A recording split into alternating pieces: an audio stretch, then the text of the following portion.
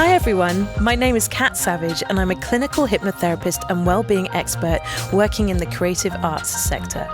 In my line of work, I get to meet some amazing, colourful people, from actors to artists, people who live their lives by their own rules, fueled by passion and determination to bring their unique talents into the world. I wanted to discover what it took for people to leave the usual 9 to 5 and hop on a dream, to capture their bravest moments and share these meaningful conversations with you, so that together we can explore the ideas, emotions, and moments that could potentially change our lives too. The Brave Moment podcast starts now, in the middle of the COVID pandemic, probably the bravest moment not only for my guests, but for the whole world. So let's keep talking, have some fun, and enjoy the show.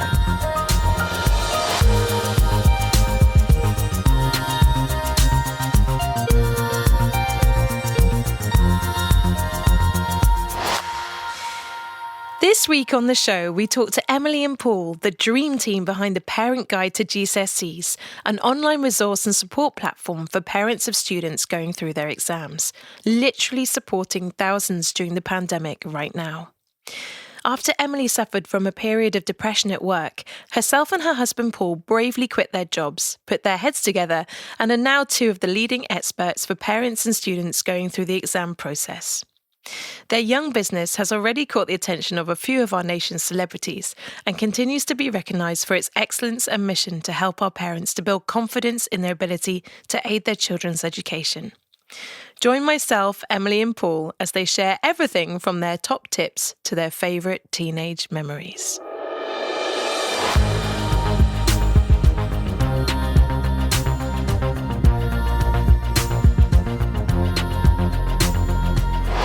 Paul and Emily, welcome to the Brave Moment. How are you both doing? We are great, thank you. How are you? Very good, thank you. Very, very good. Oh my goodness, we are on the back end of 2020, which has been a year that has definitely defined and magnified the positive and negatives of our education system. How have you both coped with that? With thankfully plenty of patience, because it's been quite the roller coaster. There've been just so many mixed messages and last minute announcements, and it's been a little frustrating to try and help people and guide them through this without actually, knowing what's going to happen next. It's been quite a year to start a business, or to, as our first full year in was essentially the first COVID year. So it's been interesting. A very wild ride for you both, I'm assured. Yeah, but probably still better than teaching in the classroom, I think. Oh my goodness. My brother is a teacher along with his wife, and they've been absolutely rocked by the pandemic. It's been taking their work home, having to do things online, trying to figure out how to do online classrooms. It's been a nightmare for them. Have you had to experience the same kind of thing, or have you been able to sort of ride it out? Well, I mean, because we're working from home, we've been fairly business as usual. As usual, but I suppose business as usual. But at the same time, it's changed what we intended to do with our first year of the Parent Guide.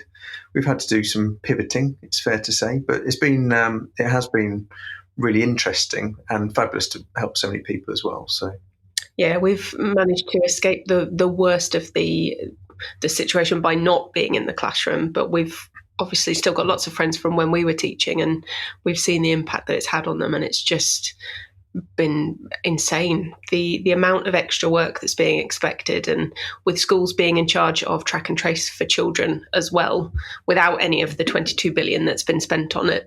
It's a lot to ask of teachers, and most teachers that we know are pretty close to breaking point now. So I absolutely hear you on that. What do you think you've both learned about yourself during this time then?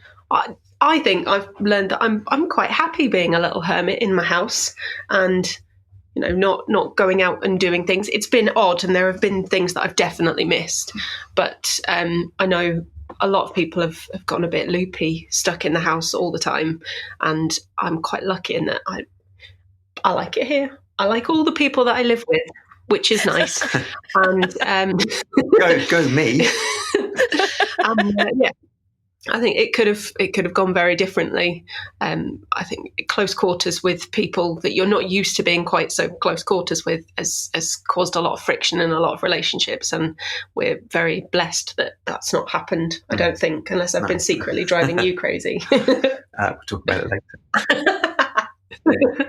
From my point of view, I've been very lucky because I do have a slight immune system issue, and being in the classroom just would not be, it would not be a good thing for me at the moment. So to be a hermit here has been a real bonus. So talking of health, obviously physical health is a really big thing right now, but how have you seen 2020 affect the mental health of our nation's children and parents, and how do you hope that this new year will change that? Well, I would like to see a return to schools being allowed to make decisions about the well-being of their students again, because certainly over the last month or so, we've seen increasing control taken by the Department for Education, where they've stopped schools from going online learning and made them do in-person learning without, it seems, a clear understanding of exactly what's going on in schools. So there's the new pressure on teachers with having to suddenly become NHS staff as well. And it's all of those last minute, ill thought through things that are causing a lot of pressure, because students and parents are hearing these rumours and thinking, well, hang on a minute, I'm supposed to be doing my mocks in the first week back, or worse, I have actual BTEC exams in the first week back, which again doesn't seem to have been thought of. So all of the various rumours and leaks and lastminute.com announcements have caused so much stress for parents and for students. And I think had these things been left in the purview of schools, we'd have had a lot more notice and the decisions would have made a lot more sense. I mean, it is, just to reiterate what Emily's saying, it's really frustrating because there's not a head teacher out there who would say, yes, we're closing the school, that's it. We can't. They're always going to try and keep the school open no matter what. We always talk about snow days where, the call for a snow day is given at 8:30 in the morning. Everyone's listening to the radio, is my school open? And head teachers will only close when they don't have enough staff to cope with the number of students they've got. And it's always the very last resort. Whereas this pandemic situation, it's everything's coming from government. The head teachers are not being given any responsibility to make a call depending on their local situation. It's so frustrating. Yeah, and because it's all so very last minute, it just means nobody can plan for anything. So as a parent, if you've got to figure out childcare, for example, that's changing from day to day depending on what the latest announcement is. I think for kids, it's the uncertainty, the not knowing what's going to happen with exams particularly. So students in exam years have had a really difficult year because there's been the whole will they, won't they with exams. And then other countries have said, oh, no, we're not going to do exams. And we're still doing exams in England, and we're still not sure whether that's going to continue because we've had so many U-turns in the past year. It's been challenging. There's a lot of students out there who've had missed a huge amount of school compared to some of their peers in other parts of the country. And it's just, at the moment, it clearly isn't a level playing field. It's not fair, but there's been no announcement about how those students will be better or looked after, considered about the fact they've missed 6, 7, 10 weeks of school more than most.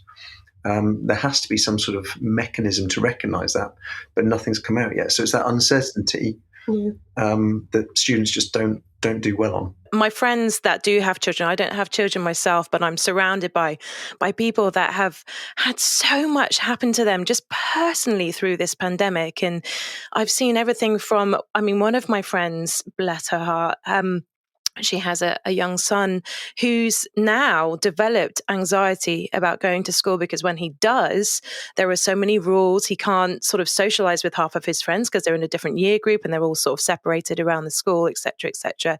And on top of that, having to do exams at the same time.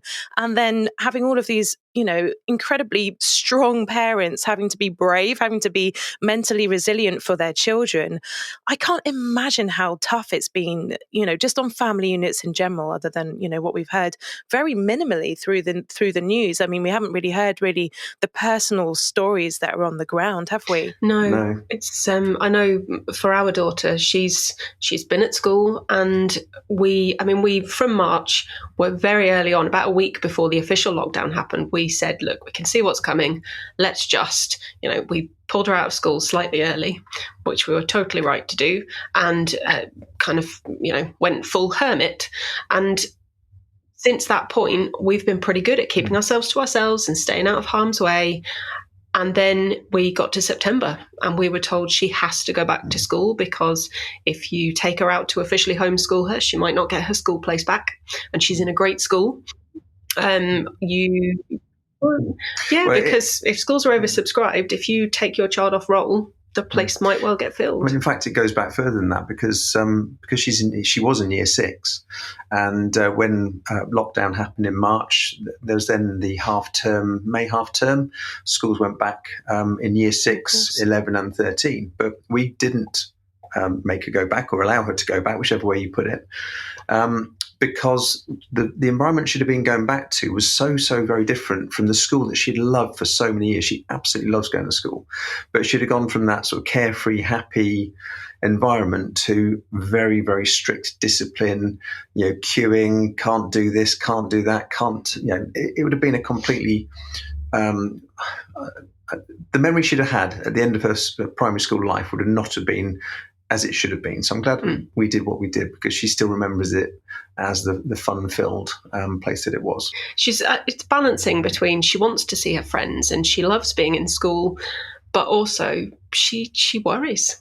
She knows that you can't socially distance in school because it's just not physically possible. There isn't the space. She understands that stuff because she's a smart kid, and there's nothing we can do to really mitigate that, which is been really quite challenging the past few months. I can't even imagine what that must be like. And also knowing your own story as well, just a little bit, obviously you're very intuitive, both of you, with issues surrounding mental health and how you feel mentally and emotionally. And I think that's so important. If nothing else, COVID has taught us that mental health is really, really important. And I'd like to bring you on actually to your own story, because I know that, you've left this incredibly stressful environment to come into your own business, and I'd really love for you, if you wouldn't mind, just to tell your own brave story about how your business came to be, if you wouldn't mind.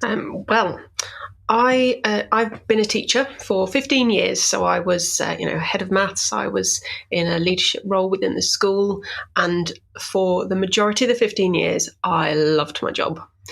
But shortly after becoming a head of department, I got made head of department. I had a fantastic team. I had a wonderful boss who'd been a head of maths herself. She treated me like an equal. She respected me. She was, I felt like I was learning constantly so much from her.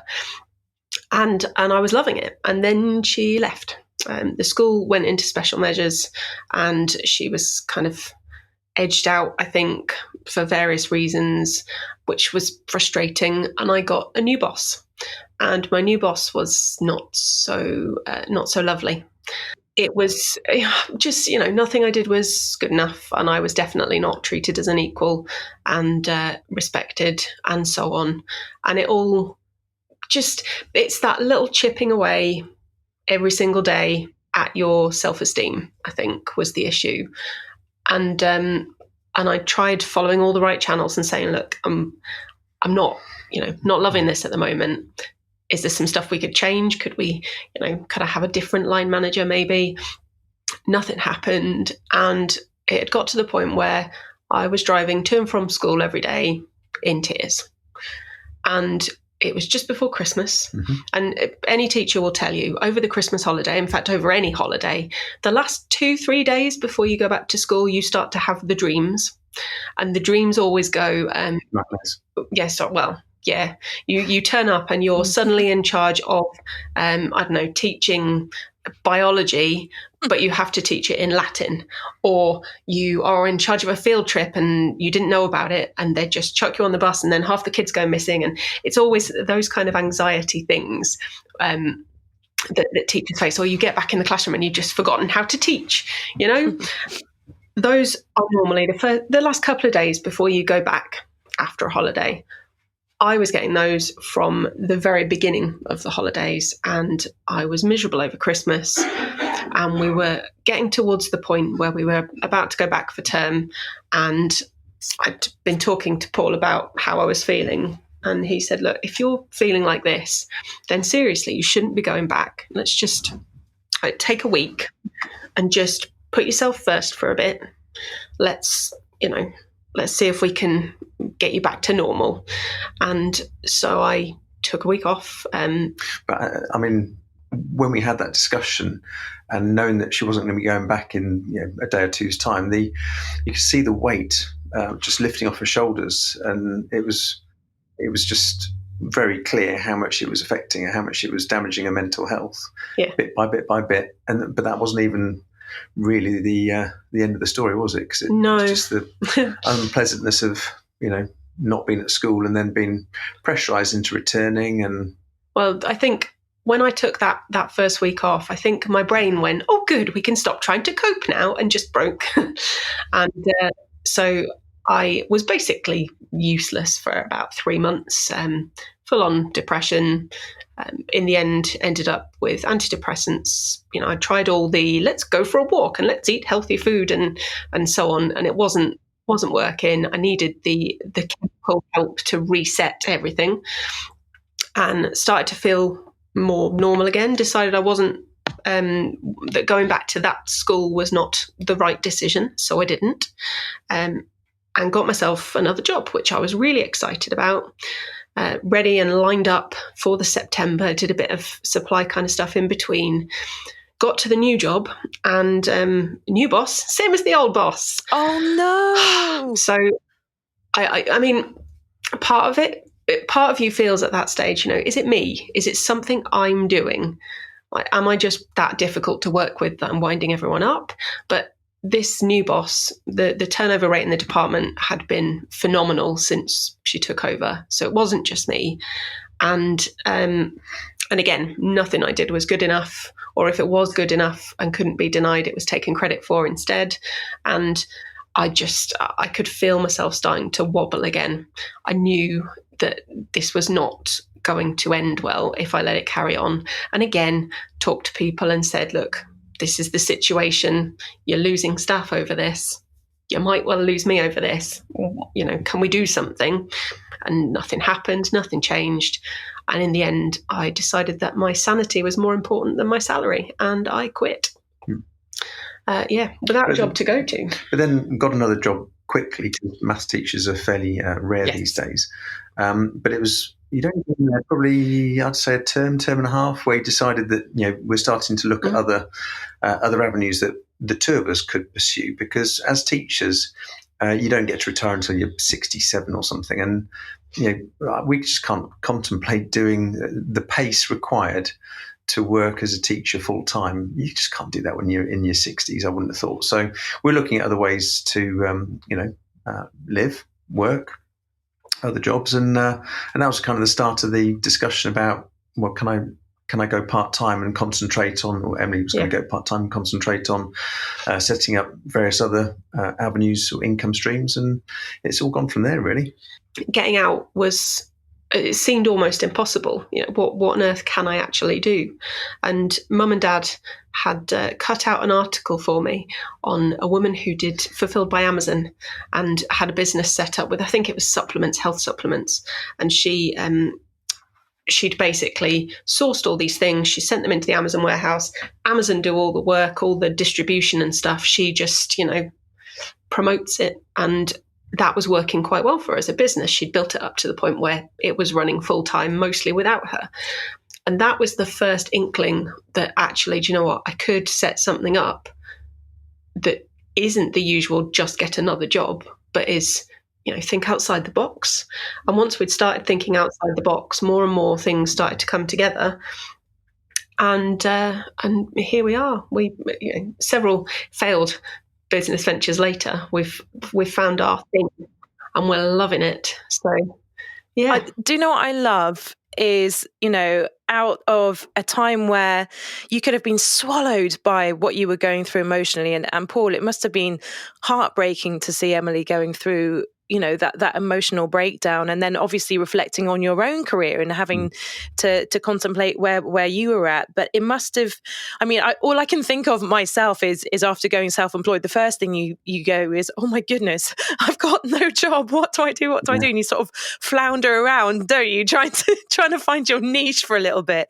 But it's really, really lovely to hear that you took that giant leap and you didn't let that moment define you in the wrong way. You built on that, and it galvanized you to really reach for your goals. And I love success stories like that are born from adversity, essentially.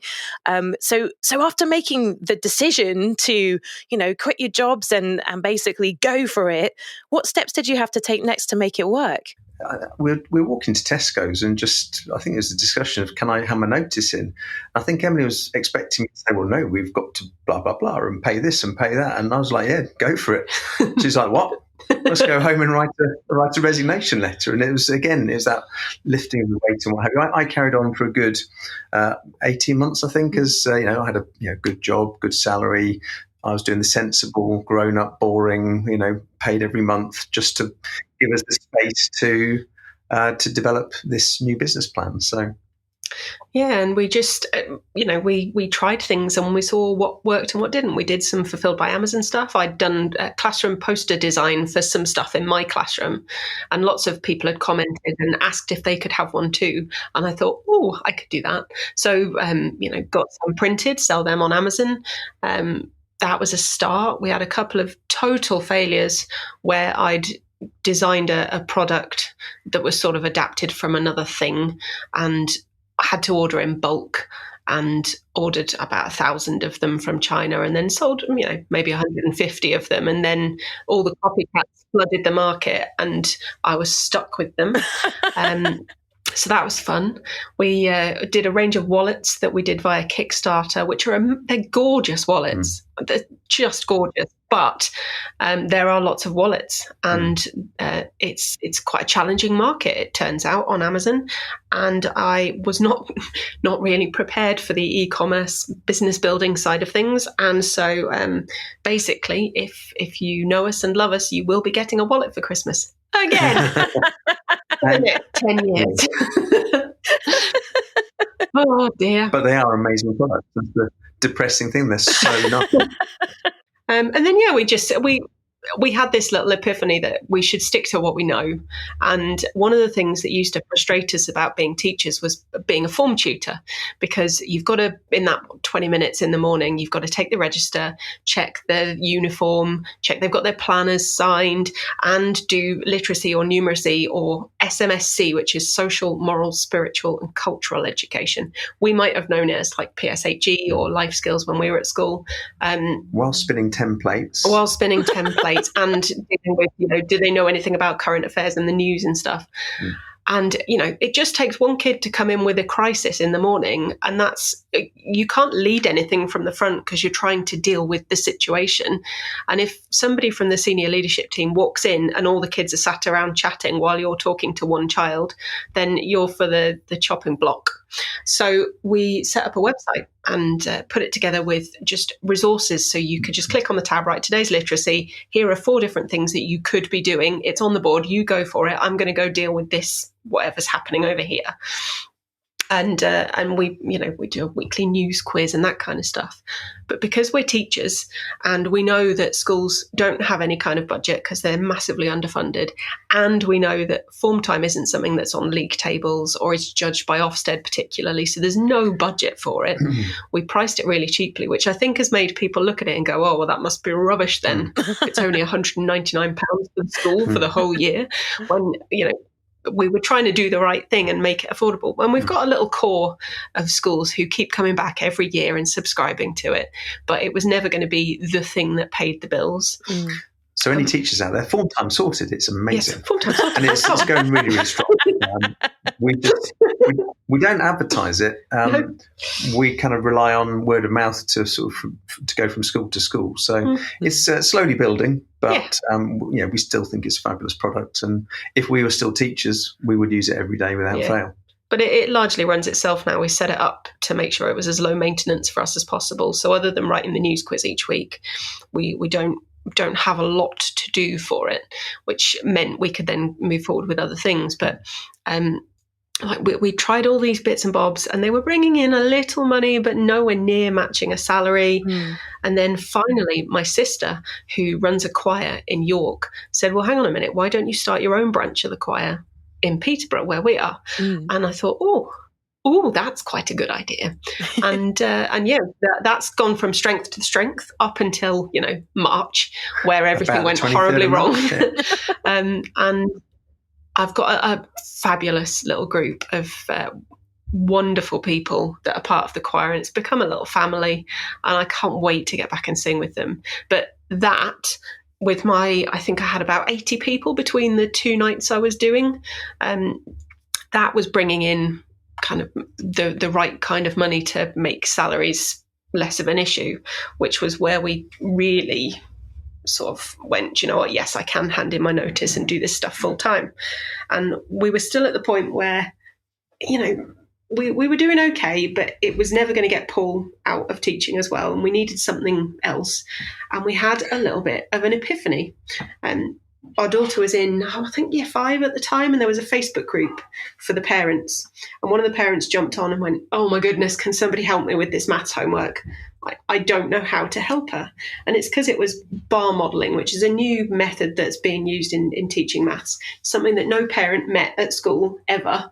So if your child can't explain it to you, you've got no hope of helping them to figure it out, because, it's this totally new thing that you've not seen before. And a light bulb went off. Just, who's helping parents? There's millions of pounds being spent helping students with tutors and revision guides and all sorts. Nobody was helping parents.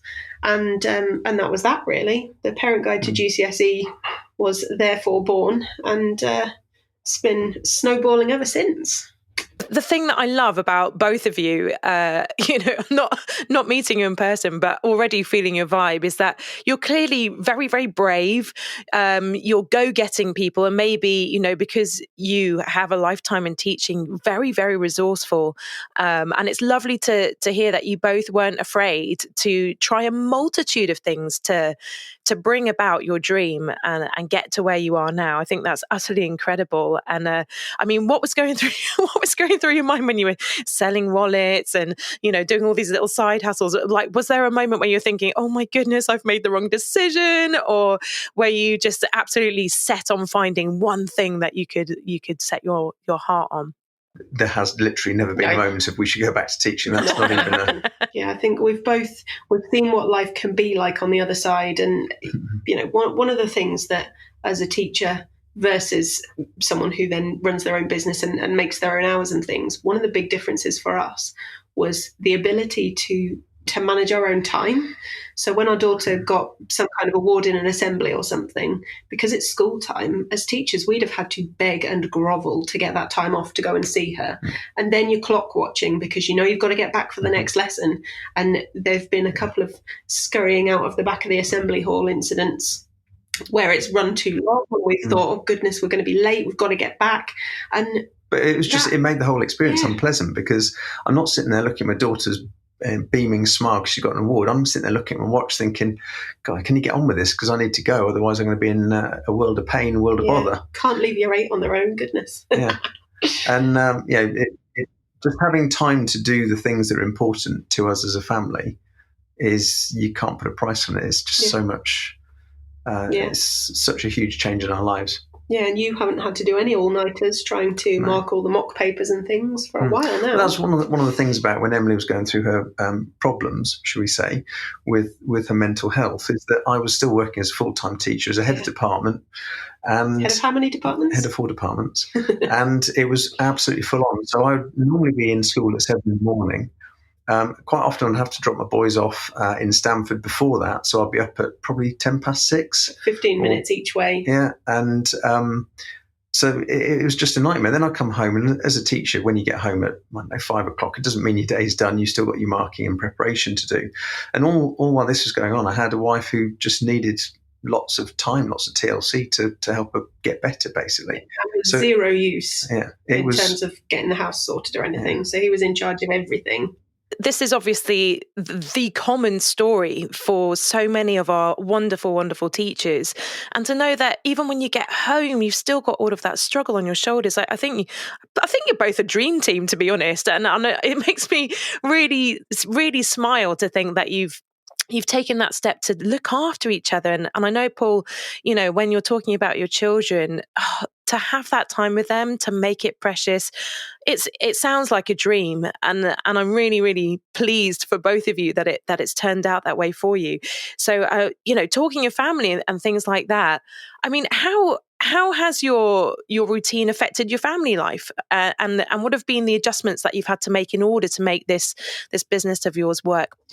From my point of view, it's just the adjustment of not having to get up at 6 a.m. and do lots of, getting various children to various schools and then get myself to school and all that organisation, all that stress before you've even done anything in the morning. Being able to get up and actually, spend time with my daughter. The boys have now gone to uni, so they're not here as much. But it's so much different. The pace of how my life has changed. I still work really hard, but I just don't have to work really hard at 7 a.m. all the way through until 9 p.m.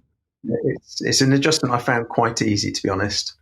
Yeah, it's just been an utter revelation, because I don't think people understand, unless you live with a teacher or you are a teacher, I don't think you get just how many hours are involved.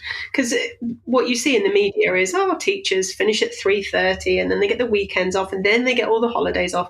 It's not how it works. And we both were just working all of the time, focusing on everybody else's children and not able to give our own children the time that we wanted. And so, we went through a phase before lockdown, because that made everything go a little bit wonky. But we were trying to, on a Friday, pack in at lunchtime and have a Friday. So we would go out for a Friday, we would go out for lunch or something, or go to the cinema. And we would do that at lunchtime. And then when kiddo got home from school on Friday afternoon, we'd then have some family time, some quality family time. And that was something that we could never have dreamed of as teachers. So it really has been a revelation that life can be this way. It's lovely. And as soon as circumstances allow, we're definitely getting the Friday back on the roster. Yep. I love that. I think I'm going to adopt your Friday. I think that's an absolutely wonderful idea. And I mean, there must be so many teachers, hopefully, that are listening to you guys now thinking, oh my goodness, I've got it all wrong. I'm going to go online. La, la, la, la, la. It sounds wonderful what you guys have got going. So what is your daily routine then? And do you have any daily rituals other than your Friday to motivate and inspire you in what you're doing now? I recently gave in, after being bullied by several people into doing it, and read The Miracle Morning. And I am not a morning person. I am a night owl. So I've been putting this off, and everyone kept telling me how wonderful it was. And when I read it and realised that it didn't actually mean I had to get up at 5 o'clock in the morning, it was just about setting that routine. That changed quite a lot of things. That was what started me trying to go for a jog in the mornings. And now, don't get me wrong here. When I say go for a jog in the mornings, I mean I started doing couch to 5K, got to about week 5, felt like it was going to kill me and stopped. And then more recently, I've discovered that I can do 10, maybe 15 minutes. I have a little, I have a playlist that's the right kind of beat and it belts in my ears, and I run up to a certain point and then I walk along the back of the triangle and then I run the rest of the way back home. It's 10, 15 minutes. I can do that. It gets me out of breath. It gets me some exercise, but it's not so much that it is off-putting. It's not like, oh my gosh, it's going to be half an hour out of my day, or I'm going to be half dead by the time I get home and it'll take me half an hour to recover. It's just 10-15 minutes. So I've been much better lately at just like get up, go for a quick 10-15 minute shower, crack on with the day. So I tend to start the morning by catching up on emails and things while I'm still in bed with a coffee, which Paul is my hero and brings me coffee in bed every morning because he's the best. Yeah, I don't even get a text message in the morning. It's literally just an emoji blowing a kiss, which basically means fire up the coffee machine, I'll see you shortly. Well, yeah, it sounds very much like I take him for granted. I don't, I promise. He knows how much he's appreciated, I hope. But yeah, and then we'll sit and talk through if we've got stuff on that day. We have a quick what's on the schedule, what is it you're focusing on today, what is it you're focusing on today, and then mostly we just ad-lib the day, I think, depending on how we're feeling. So if I wake up in the morning and I'm having one of those like days where I just can't there's no motivation, there's no nothing, then I'll take the morning off and read a book or whatever and hopefully snap out of it and crack on later on in the afternoon. But I can. But when we do that, sometimes we don't get all the work finished during the week and we'll work on a bit of Saturday or something. It doesn't, we don't sit there thinking this is my weekend, I should be off, because we really do pick the right times to relax. And if, as Emily says, if she's particularly tired and sleeps in, so what? She'll probably on that same day work until later on that afternoon, evening, just to make sure that she's got done. And she's very good at that, making sure that her list is ticked off and the day's not done until the list has basically been conquered. Yes, but this newfound ability to decide on our own schedules is amazing. There's a limit to the stuff that we have to do for our membership, and we've worked it out quite carefully to make sure our time is very well leveraged. So there's not a lot of day-to-day stuff that we have to do. If we're doing a bunch of work, it's because we've decided that there's something we want to do to improve our offering, whether that's a new mini course that we're writing or just setting up a new CRM, just to make sure we've got all the information we need to keep our members supported the best that they can be. Those projects are things that we've decided on. So we had a big thing at the beginning of December that we were working towards. We did a webinar for Canford School, and after that point, I knew that for the rest of December, I could pretty much chill out if I wanted to. And there were a few things that I could do jobs-wise if I felt like it. That's been brilliant because Paul's just had a big birthday and I knew I wanted to get some stuff set up for that. So just the freedom to do that has been amazing, because if I was in school, you basically wouldn't have had a birthday because we wouldn't have had time to set anything up. Yeah. It's so nice to be able to schedule the day like that. But yeah, it's not really a routine because we make it up as we go along. I absolutely love that, and I can hear really clearly that you both love each other very, very much, and you clearly work well together as a team. How do you feel like your business has made you stronger as a couple? I was worried at the beginning because when Paul first started working from home, we were set up. So we're in the lounge at the moment. This is my office. I have a little desk at the far end, and Paul was sat on the sofa, and we were both tapping away on the laptops. And I thought everything was going beautifully. And then one day, Paul turned and he said, "We need to talk." It's like, what? Oh no, the dreaded line. Yeah, which he helpfully followed up with, "This isn't working." What? Oh, no. What? So my heart stopped. I'm freaking out. And it turns out that actually the issue was that I may occasionally talk to myself a little bit while I'm working, or my computer. And because Paul is such a fabulous and well-trained husband, he knows that when I'm talking, he should be listening because that's safest and avoid surprises. And so whenever I'd start talking to myself, it was distracting him from his work, and he wasn't concentrating. And sometimes I'd have my AirPods in, so having to listen, I'd have to stop, take the AirPod out so the music stopped or whatever it was, or whatever I was watching just ground to a halt.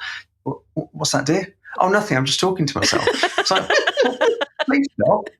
So I tolerated about 10 days of it, and then we now work in separate offices, and it's all much safer. And she can talk as much as she wants to whoever she wants, her cats generally. Yes. And they completely ignore her. Yeah. Do you know what I love, Emily? I think me and you are actually spirit animals, and I know that my husband will be listening to this going, yes, Paul, I totally understand. I'm exactly the same. I'll be in the kitchen just, talking about my food, like listening, like just basically singing about my sandwich or something like that, or I'll be talking to myself under my breath, and Tim will be like, he'll just stop and say, are you talking to me? Like, what is happening? And it's so annoying for him, and I totally feel for you, Paul. You're a very, very patient man. Yeah. One thing I didn't realise that I was missing when I was a teacher was obviously I was always out in the morning, and Emily was, when she started working from home, is the fact that in the shower in the morning she just sings very, very loudly, which is fine because but I'm sitting there kind of working away, and all I can hear, because she is a fabulous singer, hence the choir, etc., is her belting out several tunes at absolute top volume, and it just makes me smile. She's loving it. And, she doesn't care. She's got the windows closed just in case the neighbours are, Don't want to scare anyone. Yeah. But no, it always makes you smile every single time. Oh my goodness. So other than having separate offices for those that talk to themselves when they work, what other tips would you give to couples going into business together? Make sure that you definitely like each other enough first to be in the same room all day, every day.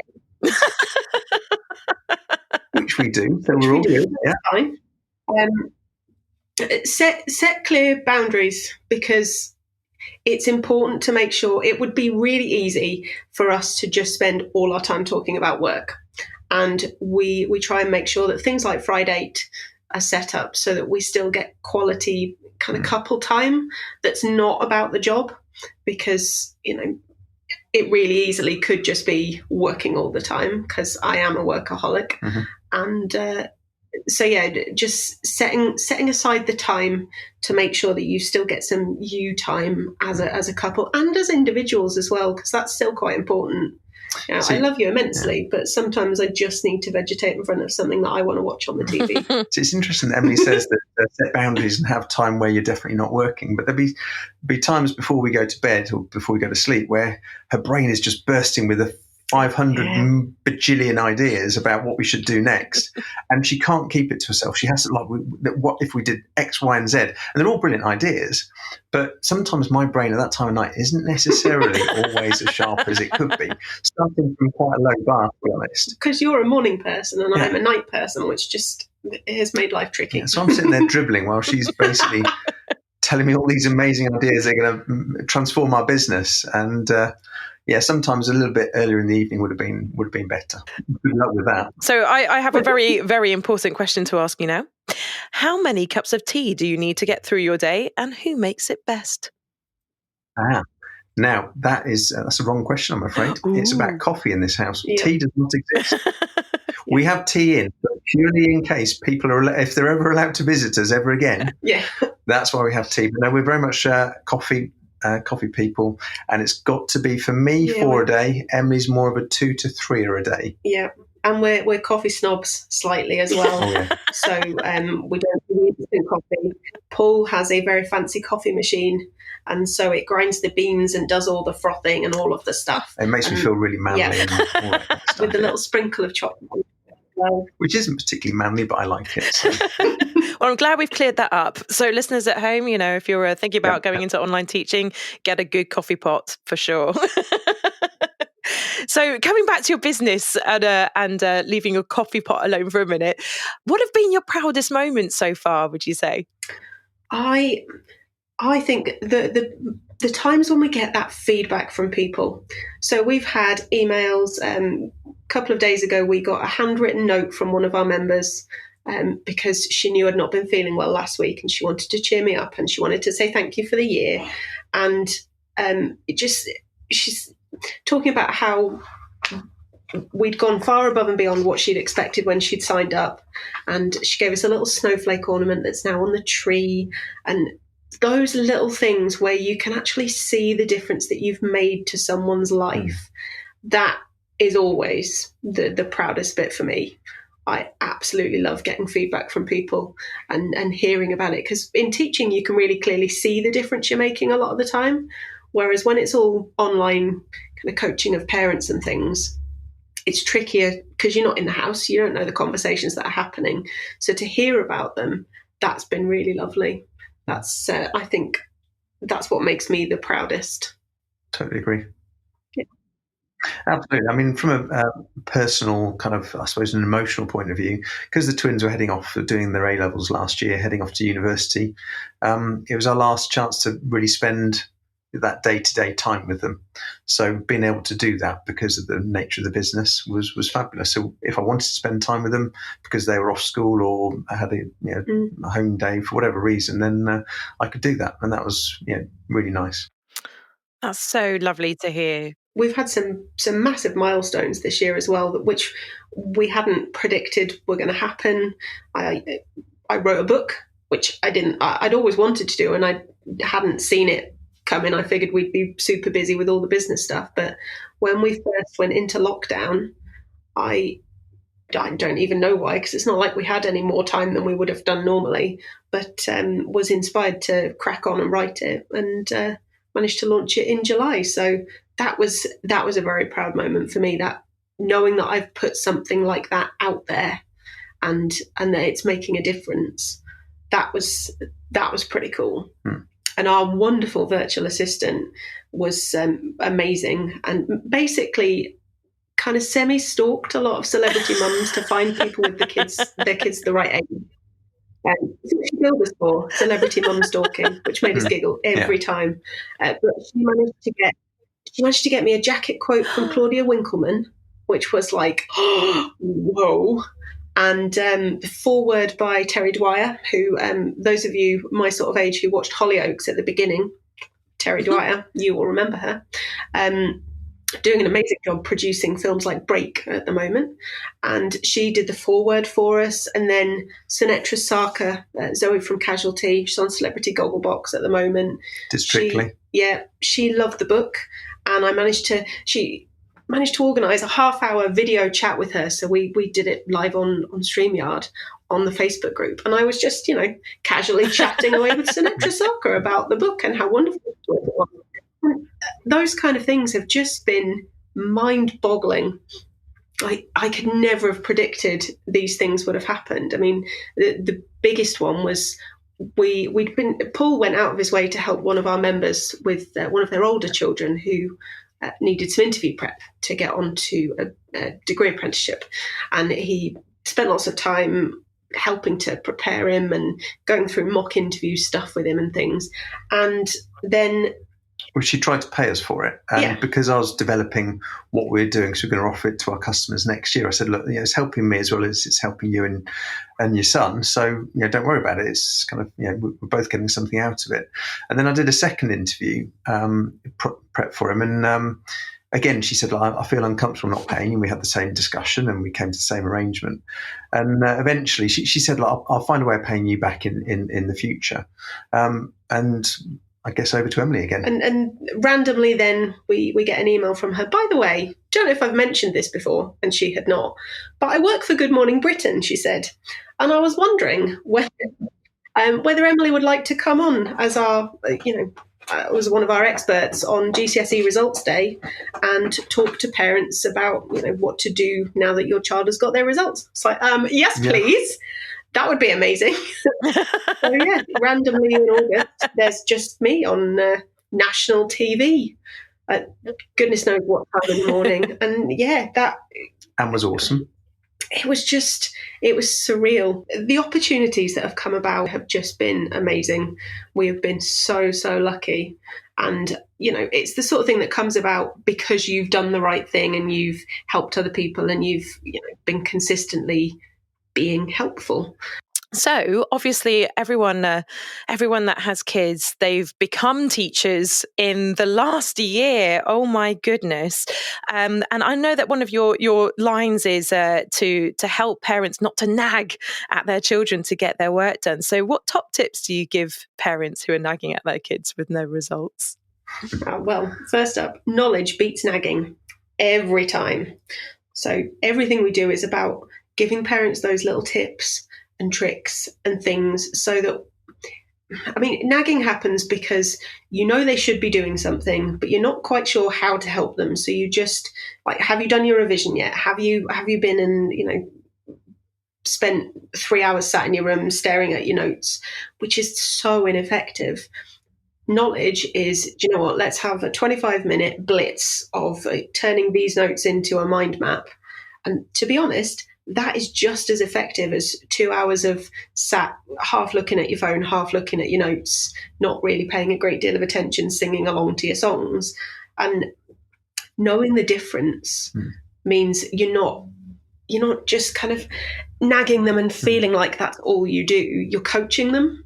And so I guess be as informed as you can be would be a top tip, because when you know what you're talking about, you can speak from authority rather than from, I feel like this is what you're supposed to be doing, so this is what I'm going to tell you to do. Which sounds like nagging. Yes. And have someone else to blame. So one of the biggest things we do for our members is we are the person to blame. Like when your parents tell you to do something, and I always tell this story, as a teenager, you tend to not do it. So my mum told me that I should read the Harry Potter books because I would love them. So I did not read the Harry Potter books for about 3 years on principle because I didn't want her to be right. And because this is quite controversial, somebody in here is quite stubborn. Just occasionally. No. But if someone else had recommended it to me, I'd have been straight in there. So one of the things that we do is we say, our membership is about, you get a weekly bite-sized chunk via email, or you can watch the video instead of advice each week. If you sit down and watch that or read that with your child, then it's advice coming from experts. It's not mum thinking she knows everything. And that makes such a difference, because we're predisposed as teenagers to roll our eyes because we're trying to figure out our own way and be our own person. And so if mum says it, that comes with a bit of a meh. Whereas when it's, no, this is what the experts say you should do because it'll save you time, that's much easier to get across. So have someone else to blame. We're happy to do that for you. Yeah. That's why I wrote the book. It's all in the book. Blame the book. It's the easiest way to do it. What's your book called, Emily? So yeah, it is the GCSE Survival Guide for Parents, and it's available from all good bookstores, so long as they're called Amazon, or on our website. So parentguide2gcse.com/book. Awesome. Paul, do you have anything to add to that, or has Emily sort of covered bases? No, she's covered everything on that point there. You are so efficient, Emily. I love it. A star for effort. Okay, so Paul, I used to be what they call now a pantser, or someone that leaves everything to the last minute and flies by the seat of their pants. How do you think it's all changed now that online resources are available? And is there a scientific formula for efficient revision? Oh, goodness. Well, what I would say is that pantser is still very much a thing, alive and kicking. We did a podcast with some of my former students who all basically admitted to being exactly that, pantsers, where they didn't start revising until sort of maybe February, maybe March.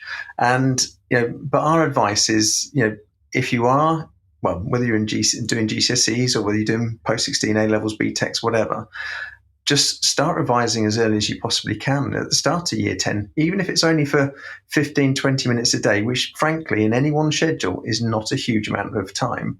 It just makes a huge difference at the end. So we're very much about routines, very much about getting started. So if you are going to do that 15, 20 minutes, half an hour a day, it really isn't a lot of time. But by the end of the course, it adds up to hundreds and hundreds of hours of revision. Way more than all these pantsers who are doing it at the end of March, starting to get really worried about it, knowing that they haven't done enough. And that's our main message, really. It just, when it comes to stress levels, anxiety, which is a huge issue with students these days, the sooner you can start, the less problems you're going to have towards the end of your course. Yeah. Little and often for the win. So let's have it then. What did your school report card say about you? And what do you think your teachers would say about you now? Well, I'm going to jump in on this one first, I think. I was a SWAT. I was that nerdy kid who was good and worked and so on, and was a giant nerd. There's no other way to explain it. I got stop it. Yeah, okay, I am still a giant nerd. Yeah. I'm okay with that. I was always too concise. So I got in trouble on essays and things because I would just get straight to the point and that was it. And then I wouldn't write enough. I've got better at waffling since then. I don't know if you can tell. Plead the fifth.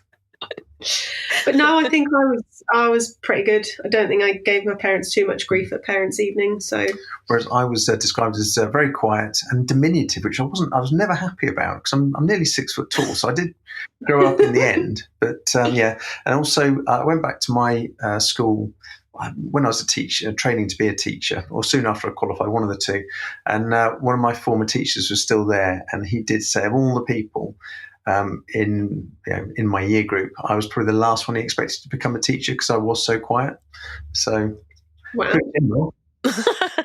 do we need to mention head boy at any stage? Or? Oh yeah, I was a head boy in part of the school. Yeah, not at the top of the school. In the lower school, I was a head boy. Yeah.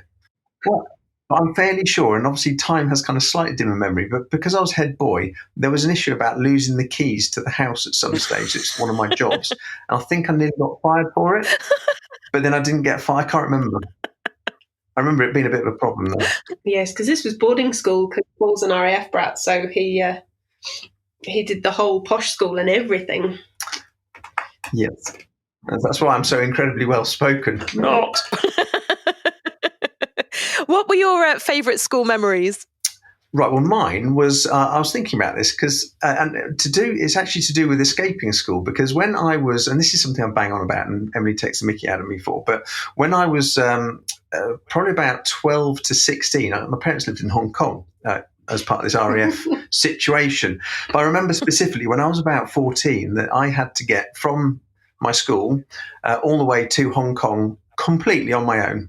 So I basically jumped on a train in Oakham, went to Peterborough, jumped on the main line down to London, jumped on the Underground 6 stops, jumped on the Gatwick Express, found the right check-in, sat there and, all the way to, nearly got off at Dubai by mistake, but that, we glossed over that quickly. That wasn't my mistake. That was somebody else saying, should you be getting off here? It's like, no, I'm pretty sure this isn't Hong Kong, but, And so did that whole journey as a 14-year-old completely on my own, which I still remember. It was like a really big adventure. I was being really grown up and what have you. So that's probably my favourite memory. This is the first time and the last time for everything, right? Controversial. How about you, Emily? I was trying to think about this. I can't do anything too incriminating. So in year 10, I vividly remember my dad coming in to do an assembly. I remember sitting in the hall. It was an assembly for the whole of year 10. And he played the guitar and sang a song and talked about discrimination. It was a song about it's not much fun being a gnome. I want to say it's Flanders and Swan. And it's very funny. But I remember that I don't remember getting any grief from anybody about it. I think he did an absolutely cracking job. And, 15-year-old kid with their dad doing assembly, there's a lot of scope to be utterly mortified, but I think I was pretty proud of him for that. So I think that's one of my clearest memories from school. I nearly missed my GCSE English literature exam. It was my last one. I was convinced it was in the afternoon. It turned out it was in the morning. Got a panicked phone call from school, which was, why aren't you here? What? So everyone had gone out. I was 15 minutes walk away from school. I was in such a tears. I had to get the neighbour. So a school friend's mum from down the road had to drive me in because mum and dad were at work. Got there and I was in such a state that they wouldn't even let me start for about 15 minutes. So I missed everybody coming out after the last exam and what have you. But it is my favourite memory of being completely stupid at school. And for someone who is obviously on it in school and in quite a swat, I bet that was traumatic for you. Oh my goodness! I can remember at school, one of my favourite school memories was actually we had a new head teacher come to the school, and I went to an all-girls school called Devonport High School for Girls. Listeners, if you're a survivor, well done. Anyway, we had this amazing Northern Irish new headmistress come into school, and it was the first assembly of her first day, and we have been sat with sort of like this gully down the middle of us in the hall for the first time ever, and rolled in on a scooter Barbara Dumble, wearing a very, very pointy Madonna type bra over her robes.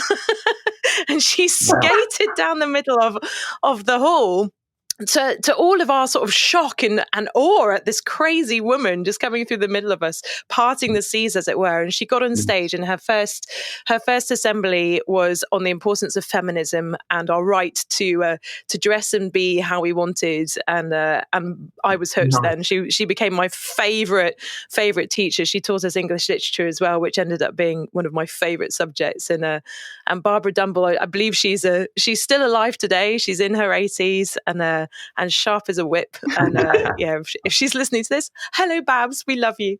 We love you. Who were your favourite teachers when you were at school, and what do you think makes a good teacher? What makes a good teacher is just somebody who cares about the students, somebody who just gets on well with their class, rather than if students are enjoying what they're doing, they will learn. It's as simple as that. And far too often, teachers try to be all a big disciplinarian and don't have that relationship with the class to really make sure that information goes in. So, I mean, for me, I always remember her name was Mrs. Hardy, and she was just brilliant, superb teacher, loved her lessons, and to this day, just always still respected her and everything that she did. Both, for me as a student and as a teacher, was just, because obviously I went to boarding school, so there's a pastoral side to it as well. And she was just a legend. Yeah, I think for me, the good teacher thing is partly about patience, because you need to have a great deal of patience. If nothing else, if somebody doesn't understand the first time you've explained something, as a teacher, your job is to keep explaining it in different ways until it fits. So I explain it like a jigsaw puzzle piece. If I'm trying to put the piece in upside down, doesn't matter how hard I try, it ain't going to fit. My job is to turn that piece around and try and explain it in a way that clicks for you so that you understand. And that requires a great deal of patience. But as Paul said, I think mutual respect between teacher and student makes such a difference. And you can tell when people respect you and when they don't. And I think that's probably a key. I mean, my teachers, my favourite teachers, Di Goldsmith, who was a total legend, did lots of extracurricular stuff. She was a dance teacher, and I loved dance. I was very much the dancer when I was a teenager, and she used to let me help out with things. So I was unpaid assistant in lots of different ways, including in the sixth form, when I used to go back in my free periods and work as a teaching assistant, basically, for her in her dance classes. And we had one lesson where she knew she was going to be off. She was doing some kind of training thing. And so she planned it in advance with me that I would be the cover teacher. And they had to have a proper cover teacher sat in the back of the room, just, so there was a grown up there. But I was trusted to take the lesson. And that for me completely solidified the, yes, I want to be a teacher. And the experience that she gave me was probably the difference that got me into the uni that I got into, because it was all based on my interview. And that was down to the experience that she gave me. But my maths teachers were also pretty spectacular. And I got to work with some of them. So when I was a head of department, 2 of my previous maths teachers were in my department, which was weird, but awesome. So Mr. Blackman and Mr. Pepper, who were amazing. And then also Miss Hicks and Mrs. Jones. Mary Jones was the making of me at A-level maths. So I was very lucky to have some amazing teachers when I was at school. I love hearing that. I think, yeah, because we went to a girls' school, I was sort of limited with the teachers that gave us that respect, and that mutual respect is so needed, I think, in our education system. And it makes such a massive difference. I think a lot of us forget how emotionally you are when you're in your teens, and how pliable you are as a person, and those little things that those teachers do to go above and beyond, they really do make a difference, don't they? Okay, so we're coming to the end of the interview. Sadly, I've learned so much today as well. It's been absolutely wonderful, and a very cheery couple in an otherwise miserable situation for teachers right now. But if you could choose a song that sums up your journey, what would it be? Well, I'm going to go first on this one. So there's a little bit of debate about this, and we didn't share with each other what they were. But mine would be a crazy little thing called love. Aww. Because that's why we're here, though. Because we something we didn't mention earlier. We started at teaching on the same day at our first ever school, and here we are, 16, 17 years later, married. Great business, loving what we do, and so it's all about a crazy little thing called love. Adorable. He's a keeper. Yeah, oh, I know, right? That's going to make mine sound terrible now, but wow, yeah, I might have to rethink. No, I was going to go with. I was torn between two actually, and they're two of our favourites at choir, which is probably why they popped into my head. But Pink's Perfect. And if you're listening to this and thinking, oh, I should listen to that, do listen to the radio edit rather than the album version, because it contains naughty words, and I don't want that to have been my fault. Pretty please, don't you ever feel like you're less than perfect. Like, people try and convince you that you're not, and you need to be able to remember that you're pretty awesome. I think that's been an important message for me throughout all of this. But then I was also going to go with Take That's Rule the World, which I like it. Which, the eventual goal. Yeah. But also it's one of our favourites at choir. It's our little anthem, and I miss them. Can we have a shout out for your choir? Can you name them for us? I can. It's Lucy's Pop Choir, but specifically the Peterborough branch, because they're mine and they're amazing. And I love them to bits, and I can't wait to sing with them again.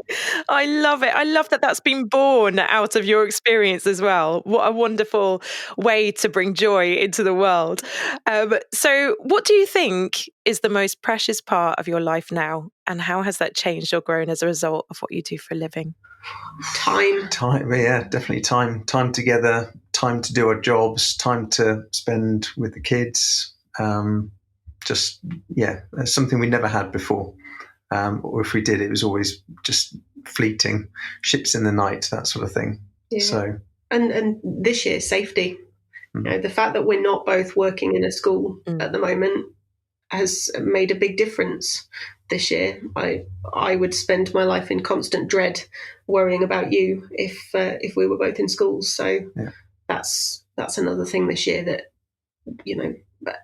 has come about because of all the various things that have happened to us in the past. That's what brought us to where we are today, and I wouldn't change any of them, because it might change where we are now. And this is exactly what. Oh, yeah, that's beautiful. You're going to make me cry in a minute. So obviously, this is the Brave Moment podcast. So what do you consider to be your bravest moment or moments, personally or business-wise, spiritually or emotionally? I think for me, it was the final handing in of the notice, the sort of the umbilical cord finally being cut. So there is no going back. You can't stitch it back on. It is you're on your own now. You've got to put on your big boy pants and make this work even better than it already was. Yeah, definitely. I think the last year, the thing that has terrified me the most, but I've done it anyway, was Good Morning Britain. Just the thought of being in front of millions of people, and if I say something stupid, it's live enough that I can't take that back. That was my bravest moment. this year. Yeah, but same, just the stepping away from the security of a job into, oh my gosh, I'm in charge of this now, was also pretty brave, because it was pretty terrifying. I can, well, I mean, I've been there myself, and it is the bravest thing you'll ever do in your life, isn't it? To step away from what most other people consider to be the norm, to be the comfort space, and something, especially if you're so used to being in that sector, to have to walk away from it and trust yourself and know that, like you rightly say, Emily, that you are enough, that you're intelligent enough and successful enough in your own emotional standing to make those successful decisions for your future. So a question I'd love to ask you is, what can you say from the other side? Like, what is your affirmation to make that leap into the unknown? There is light at the end of the tunnel. The grass is sometimes greener on the other side, and whilst it's scary and it isn't an easy thing to do, there have been many challenges. We have worried about money at various points during it. I would not change this for the world now. Yeah. In any way, the timings of everything that we've done, I think we've got it absolutely spot on. Yeah. We had some friends over a couple of weeks ago, both teachers, and they were saying, explaining how they thought we were very brave in what we did and how pleased they were that it worked out. But basically then said, but we want to do the same thing. Where should we start? And, to get that sort of, I don't know, confirmation, affirmation that what we've done is, that they think we're very brave in doing it, and they can see the benefits it's had on the both of us. And our advice then was, because they are both teachers, one could start thinking about, he was thinking about doing tutoring. There's nothing to stop him doing that. So one could carry on working just for a bit longer while he gets his business up and running. If you keep talking about it and not doing it, that's where the problem starts. Yeah, it just requires that brave moment. Yeah, you've got to think outside the box and change the way that you're looking at work. And you'll be amazed at the opportunities that you'll find when you start looking out for them. That is absolutely wonderful advice. I absolutely love that. Thank you so much. So the final question, I'd like to know what your New Year's resolutions are for your business and for yourselves, and what advice and tips you would like to give parents heading into this new year. Personally, I have a New Year's resolution that I am going to be slightly more active. I've gone from, constantly pacing around the classroom to sitting on my butt in front of a computer for a couple of years now, and it's starting to take its toll. So I'm going to try and be a little less couch potato-y and keep learning. So I'm always on the lookout for new business books to read and podcasts to listen to and things, and that's made a big difference to me this year. I want to make sure that I keep pushing forward, learning new things next year too. Yeah, I don't want to nick too many of Emily's ideas, but the idea of just being, lockdown has been, it's been really weird because I am slightly immune compromised and all that kind of stuff. I have stayed in more than I'd like to, and I do like getting out and doing stuff. So just having more fresh air, more exercise. I know, I don't need to lose weight or anything like that, but just spending more time being active is definitely top of my priority list personally. Business-wise, just continue what we're doing and trying to help make the lives of parents and their teens going in towards exams that little bit easier, basically. Yeah, just getting out there and helping more and more people, because there are so many parents out there who are struggling and finding this year really frustrating and watching their child struggle and get more and more stressed. And we can help. It's just making sure that we get to those people so that they know we exist. So, world domination, but in a supportive kind of a fashion. I think that's a mic drop moment, so I think we'll leave it there. So obviously, for those parents that are a bit frazzled by the end of the year and they're heading into 2021, where can they find you and what are your social media handles? So we are parentguide to GCSE.com, or search Parent Guide to GCSE on Facebook. We've got a Facebook page where we do lots of useful stuff and we keep you up to date with all the random government announcements and so on. But we've also got a community, so a group of parents who are going through the exact same stuff as you. So you can go on there and ask questions and get advice or just vent if you need to. And then the same applies for Parent Guide to Post 16. So it's the numbers 16. And Facebook, again, we've got a community for parents. So you don't have to do this alone. I think that's the biggest top tip. We have our own podcast, the Parent Guide to GCSE podcast. So we've been really creative with all of our naming, as you can tell. Yes, the book, The GCSE Survival Guide for Parents, is a great place to start. Thank you so much to both of you for taking time out of your busy schedule to come and speak to us here at The Brave Moment. Thank you very much. I had lots of fun. I can't even imagine what our amazing young families are having to deal with right now. And it gives me great hope to know that there are bright, warm-hearted people such as Emily and Paul doing their best to support them. I love how totally in sync with each other they are, how they recognise the importance of hard work, yes, but also the importance of taking time out to elevate their relationship and their children. Both appreciate that what they've really done is exchange conventional jobs for precious time, and in doing so have created quality of time in their lives to really give their all to each moment, making them better at their collaborative career, but also as partners and parents. It just goes to show that if we are willing to face what we fear, what keeps us up at night and who keeps us down, we can smash through it all and find a better way. All it takes is courage to listen to the warning bells and a bit of faith in who you are and what you're actually worth. Emily said that once she realised that she was enough, she found that strength she needed to change her environment to one that supported her needs. And Paul, through supporting that change, found his own confidence to pursue their dream together.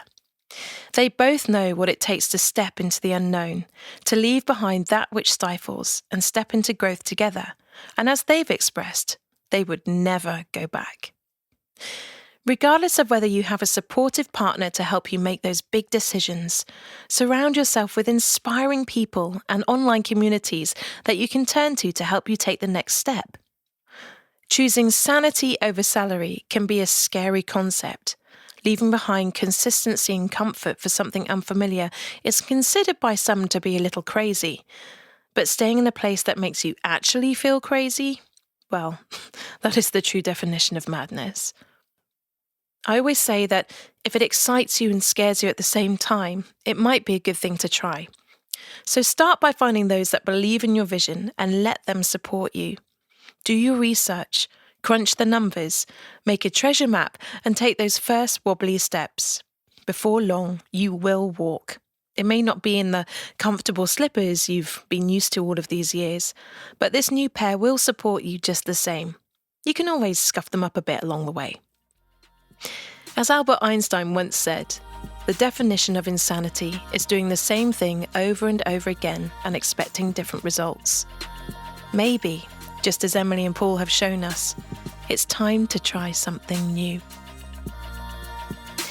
Next week on the show, we talk to singer and songwriter Sestra about her new album, orchestrating the vocal tour de force that is Choir Noir and what it takes to survive in the music business. Thank you so much for taking the time to listen to the show. If you have a spare moment now, please like, subscribe, and tell me your thoughts in a review, which will really help other people like yourself to find the show. Of course, you can also share with your friends and follow us at the Brave Moment Podcast 2020 on Instagram or the Brave Moment Podcast on Facebook. If you're interested in getting in touch, pop on over to the therapy page Coping to Mastery on Facebook or via the website copingtomastery.org. It's been so wonderful to have you all here with me again. Please get in touch with the show with your own stories, and don't forget, your brave moment starts now.